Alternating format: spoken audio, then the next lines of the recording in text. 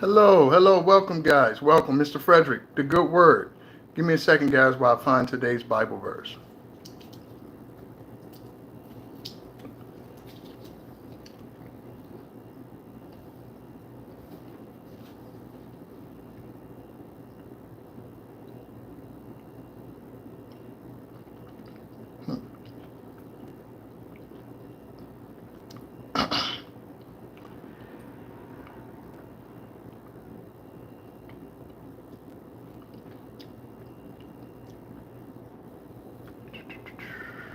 Okay. Okay. April 24th. All right, guys.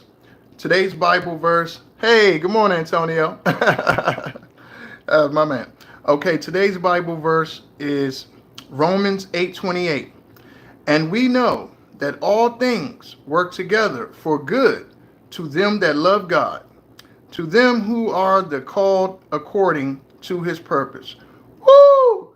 Yeah. I'm going to do that again. Do that again. One more time. That felt good. I love this one. It's one of my favorites, actually.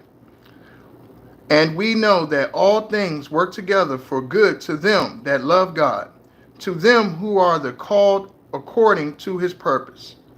That's very real. That's very real. You're the first person in. There you go. All right. There you go, Antonio. Okay, so today, guys, hold on. Let me see here. Today, we are going to talk about, I'm sorry, quote of the day. Quote of the day, guys. Give me a second. Quote of the day is from Bob Marley. Okay.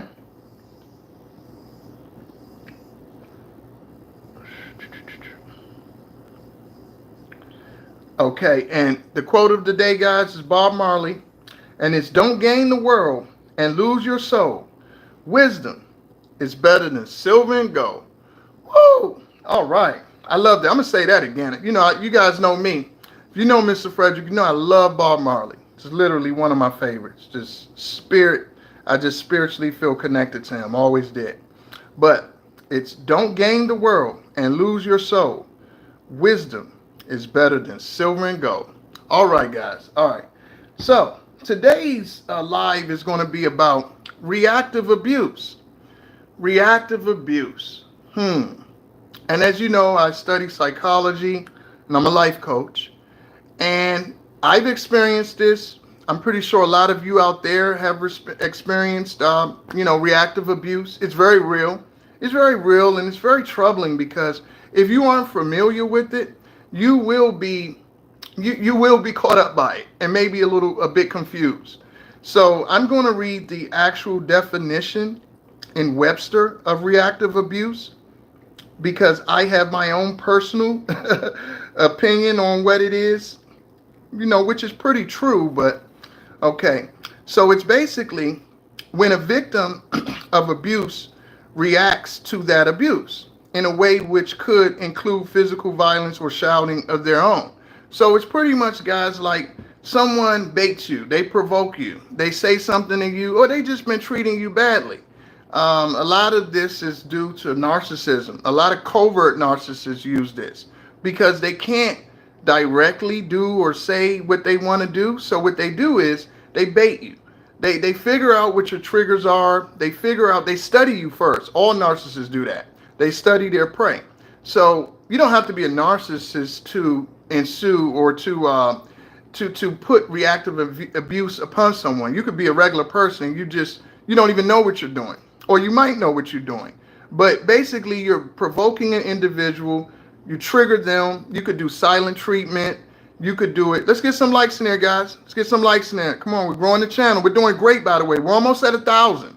We're almost at 1,000 subscribers. So thank you guys very much. We're growing rapidly. So I'm very grateful for that. But anyway, a narcissist specializes in reactive abuse. They're consistent with it.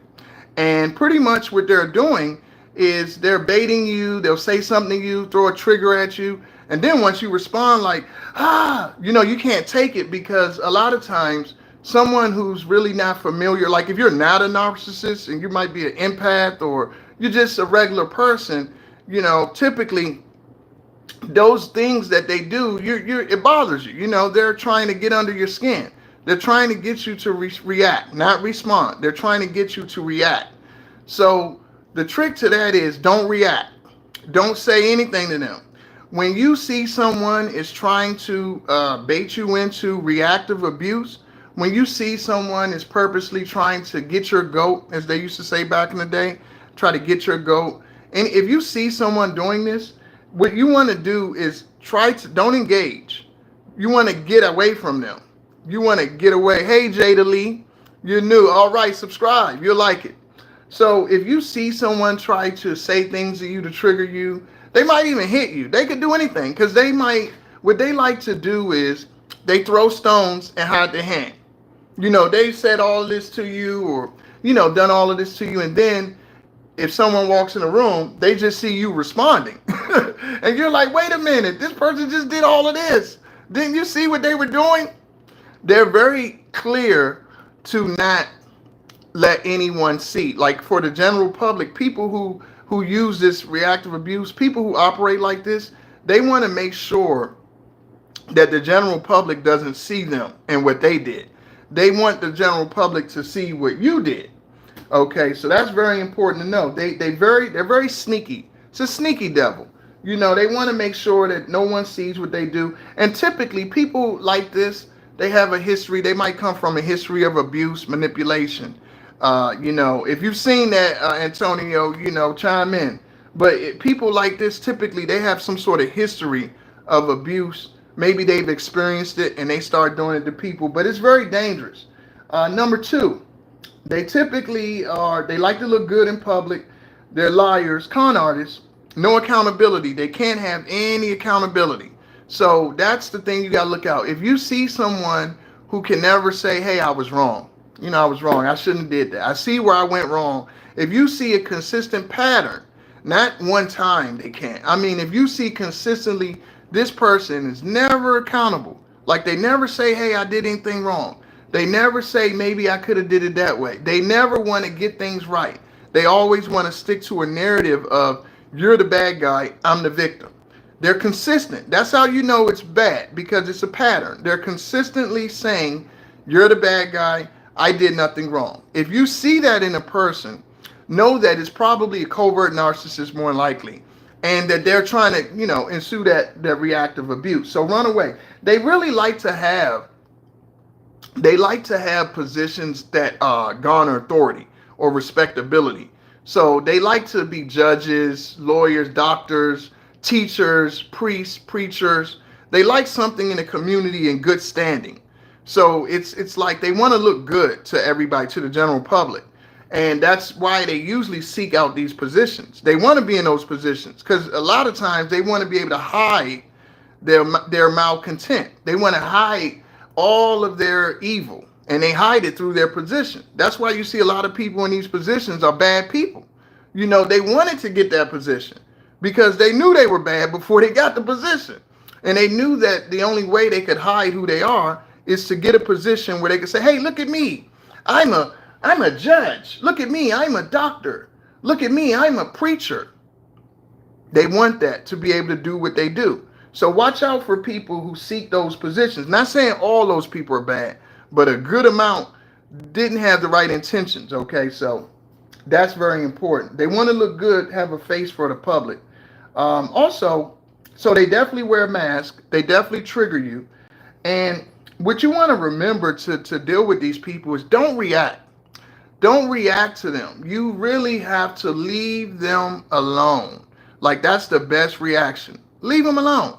No reaction. Sometimes no response. That's the best way to do it. Just leave them alone. Just you see it going on, don't give it nothing. Just back away and say, you know what I see. Because see, if you do, basically they're going to twist anything you say. If you call them out, hey, you lied about this, you did, they're going to deny it. So it's a waste of time even entertaining in any kind of way with them. So don't react. Remember that. And another thing, as we go on to the next, so I say get away from them. Oh, what they'll try to do too is they'll try to trigger you to get you in a position where they can get you locked up, or worse. Like, these are the worst kind of people, because a covert narcissist is so dangerous, because one thing they do is they hide. So an overt narcissist, you know what they are. They're like my way to highway. And you know, okay, this is an overt narcissist. I know what I'm dealing with. A covert narcissist, they hide behind a mask. They try to act like they're good, nice, smile, all this stuff. But they're a devil, basically what they are. And they're more dangerous because they do little subtle manipulative things. They do little subtleties.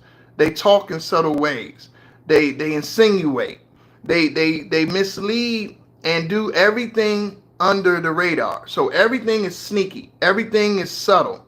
Nothing very overt. They come off sometimes as passive, maybe even, but they're really passive aggressive. But they only want to show you the passivity in the beginning. Now in the end, when the masks come off, they'll show you, hey, this is a demon, because they can't hide anymore. But initially, they're always going to be very nice, very syrupy sweet. Oh yes, all of that kind of stuff. You know, they try to come off as really good people, not good people at all. So that's very dangerous. So, I mean, I think you guys got the brunt. It's really not a whole lot. If you have half a brain, you can figure out. We've all probably, if you're grown and you've been an adult for a while, maybe even if you're a young kid and you're very smart and observant, you've seen this type of tactic with people and what they do. That covert, covert narcissist, sneaky. So we get on that. So today, guys, what I want to talk about as far as an artist, I want to talk about Rod Stewart. I don't know how many people out there know Rod Stewart, but he's one of my favorites. Antonio, maybe you know him, but Rod Stewart is, oh my gosh. I mean, he's always been one of mine. I mean, Rod Stewart has made hits for years. Forever Young, Tonight's the Night. He's an old school rocker. He goes back to the 70s. And all I can say is everyone knows his hair. Everyone knows Rod Stewart's wild hair. He always had like a porcupine kind of thing going on. It's like, he has his blonde hair sticking out. But I always liked him. I always liked Rod Stewart. I mean, I like raspy voices in general. And he has a voice. Tonight's the night. Tonight's the night. That kind of voice. And but he's pretty good. Oh, say Antonio, you're 48 years old. Oh, okay, so you know Rod Stewart. Forever Young, that was another one of my Rod Stewart ones. Forever Young, Forever Young. But yeah, I mean, all of his songs have kind of that same, but I tell you what, the thing about him though, that's really special is he was consistent. Like, it's very few Rod Stewart songs you're going to hear that sound bad. I mean, I really don't think I've ever heard a song of his, I mean, the music I might have didn't like, but his voice is very consistent from the beginning of his career to probably today. I haven't heard anything recently, but, thinking about old school artists, Infatuation. What was another song he had that I really loved back in the day? What was it? Some guys have all the luck. Some guys have all the pain. Some guys do, you notice that. But yeah, that was one of my favorites there. Some guys are all like, what else? If you want my money and you think, but yeah, Rod Stewart, man, I think he's underrated. I think now Rod Stewart has some soul too. Yeah, you think he's underrated too, Antonio? I think Rod Stewart is underrated. I really do. I mean, I don't hear too much about him. They have rumors and stuff, but who cares about his personal life? As an artist, I mean, he's underrated. He doesn't get the credit he deserves, because he's up there with Phil Collins and all those guys too. He's okay too. Is that the real band? Hey, band Kev. So yeah, I mean, Rod Stewart, if you guys aren't familiar with him, check him out. Put a like in there, Kev and everybody else. So check Rod Stewart out. Enjoy his music. I give you guys all of these guys that I liked over the years because I think some people just don't know, and you don't know until you know. So sometimes it does take an older person someone who's been around, listen to it, that has an eclectic ear. I love all kinds of music. So sometimes you just need exposure, and you put it on, you hear one song, and you're like, oh, I really like this. I relate to this. It resonates with me. And then next thing you know, you listen to an album, and then next thing you know, and that's the beauty about music. Music, you learn new worlds when you love music. You learn new worlds. Yeah, we're different in ways, but we're all the same in ways too. We're different, but we're all the same. And that's the beauty about music. You could tap into a time. You could tap into different places around the world. You could tap into the soul, the essence of a person without even seeing them. You say, unless these youngins Google it and act like they know their research while it. Yeah, I mean, they have Google now. You have Google so they can check stuff out. But I think sometimes it could be a song or a genre that a young person don't even have any idea about. Like, it could be something that they have no idea about. It's just like, wow, I don't even know anything about this. And that's why you get the older people, hey, you don't know about that? Let me put that back in the day. That's how it was with me. With my older people I was around. You never heard of him? You never heard of her? And they pop a tape in. And that's how it went. Or put a record on. Like, check this out. So yeah, that's what the beauty of music. It takes you into different times and eras. And that's the beauty about it. Back in our generation, we had a big you say, hey, look, we had a dictionary. Yeah, you're right, Antonio. Back in the day, they had dictionaries, and it was different back then, man. I mean, in some ways, I think back in the day was better because it made you work harder for the knowledge. If you had to really have a passion for, that's why the musicians were better, because the people who studied music back in the day were really musicians. They researched it. They looked for it. I mean, they were consistent. They studied it. They played it, because they had a passion. Now, the novelists, the person, the laymen, they can just, hey, next with the, and that process doesn't allow you to fall in love with it. Sometimes in life, it's not about the result, okay? About what we do. It's the process. It's the road. It's the journey that we go along in learning what we become in that journey, learning about ourselves, a lot of things in life. So, when you start a new project, when you have an interest in something, it's good to understand it doesn't matter the end result all the time. The results will be what they are. You become who you are from the process. And I think that's pretty much with everything.